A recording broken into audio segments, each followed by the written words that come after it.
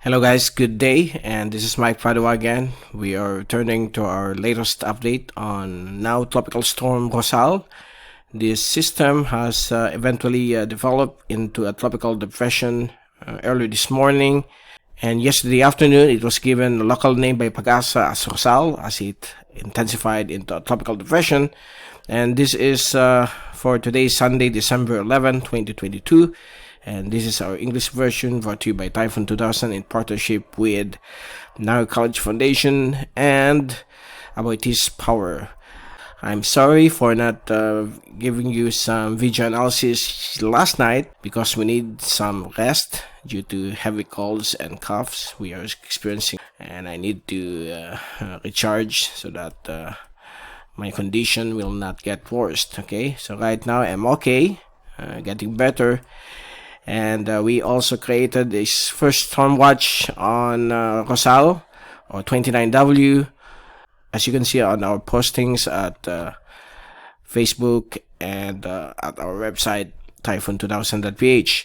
So let's begin. Here's tropical storm Rosal moving now or accelerating towards the northeast, since it is now under the influence of a stationary front. Okay. This system has been captured by this stationary front, as well as the high pressure steering ridge to the southeast of Rosal is getting stronger. That's the reason why it's moving now towards the northeast or east-northeast. And we have also a couple of convective systems here, which is a part of the frontal system moving away from the Philippine Sea. So the Philippine Islands, particularly Luzon and Mimaropa, will still have some cloudy conditions with isolated rain showers and thunderstorms because of the trough generated by Tropical Storm Rosal. And if we take a look at the zoom-in satellite animation from windy.com, the system right now is packing sustained winds of 65 kph as it moves towards the northeast. And it will be moving on a very dangerous location, since this is an area or the boundary of high shear. Okay, this is an area of very strong upper level winds. Now, since the system is moving towards the northeast, it will the wind shear will help dismantle this tropical storm within the next 72 hours. So the window of intensification will still occur within the next 24 hours, but after 48 to 72 hours. But after 24 hours, between 36 to 48 hours, it will start to weaken as the wind shear here starts to expand more to the south on the area where Tropical Storm Rosal will be moving to. Okay.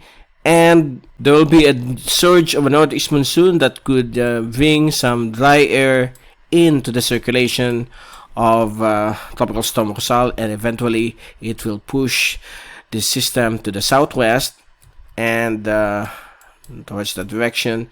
It will rapidly dissipate into a low pressure area, and eventually it will be absorbed into the northeast monsoon or the strong northeasterly trade winds.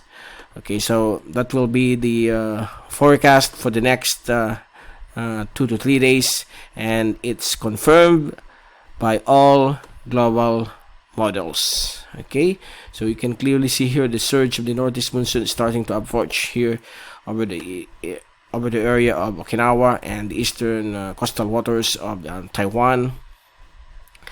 Now here's the track that we created around 12 noon. So this is the track as of 11 o'clock.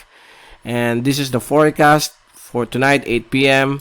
And by tomorrow morning, it will be here, and it could reach 85 or 95 kph. Then after 36 hours, it will start to weaken, and eventually it will dissipate into a low pressure system come December 14, and furthermore it will die and be absorbed into the northeast monsoon.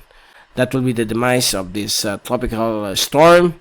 within the next 48 to 72 hours. So nothing to worry. Even if it will record back to the Philippine Sea, it is going to die eventually. Okay, so that's the latest from our track, and here's the forecast of the European model.